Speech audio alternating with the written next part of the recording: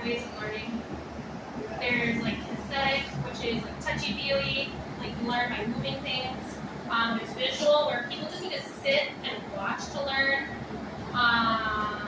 There's also internal learning, that is learning within a group. So the circuits, when they go by themselves, are great, but there are some of those kids that learn better being paired up with someone or like learning the skill together. When I'm coaching, sometimes like I'll do the circuits and whatnot, but sometimes I will focus on one main skill and the whole group is doing that one skill, and then the people that can move on to the next thing move on. The other ones that don't, that's fine, they don't. But they get they get motivation from the people that are moving on. So when you're doing it as a group, that is a little more obvious to the people that are behind. They're like, oh, Dating got to move on, I want to move on. Okay, you need to do this part first, and then you can move on with dating. Then there's also intrapersonal, not to be internal personal. Intrapersonal is the individual learning, so sometimes students learn by themselves, like you just talking to them one-on-one, so that they're focused on just themselves. Sometimes when they are focusing on other people, it is too much. Sometimes it can be defeating. Like it can either be motivational for students to learn from each other, or it can be damaging, like, oh, I'm not good enough to move on. So it can be taken both ways. So try to study all four of those learnings and see if this way of teaching isn't working for someone, try something else. Like, it's not the kid's fault that they're not understanding, they're probably just a different learner. Can anyone relate to that? Yeah? Yeah? Okay, that's great.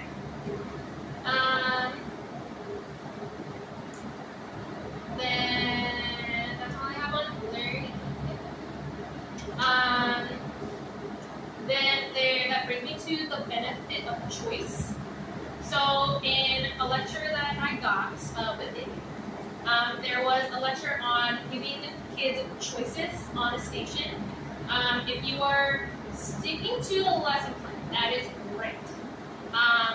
Know what the next step is so that you can say, Micah, we're going to do handstands here. You can either do teeter-totters and work on perfecting your lunge, or you can kick up to a full handstand and try to work on being upside down. Like, give the benefits of both and let them choose. And then if they're doing a little bit of both, stop them and be like, what are you focusing on right now? So I'm doing teeter-totters. Okay, if you're doing teeter-totters, what do you need to be focusing on? Your lunges. Okay, then you need to do that. If you want to do handstands, that's totally fine. But you have to choose one to focus on one or the other. Is this better for elementary students over preschool? It can be a little bit for preschool. Keep the skills very simple. Okay. So like if there's a week on and there's like a full like a rolling station, let them choose between either a log roll or an ankle.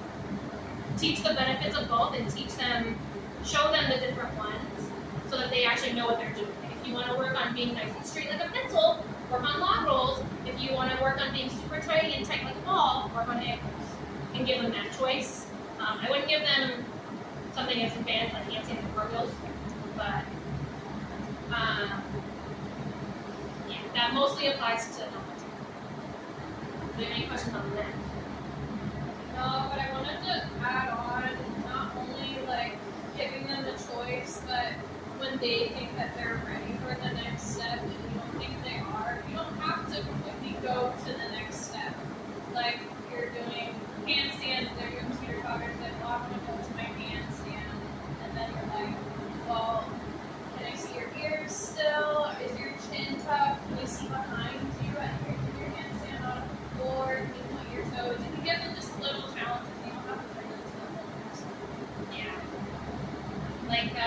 Like you can always find a way to make a skill harder, even if it looks perfect. You can always find a way to make it that much harder. Like we all seen my handstand.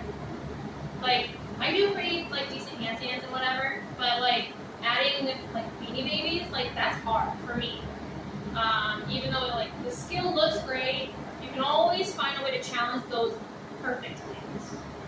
Even that's how they advance. That's how they grow. Not just like making the skill harder by like advancing the whole skill, like evolving it,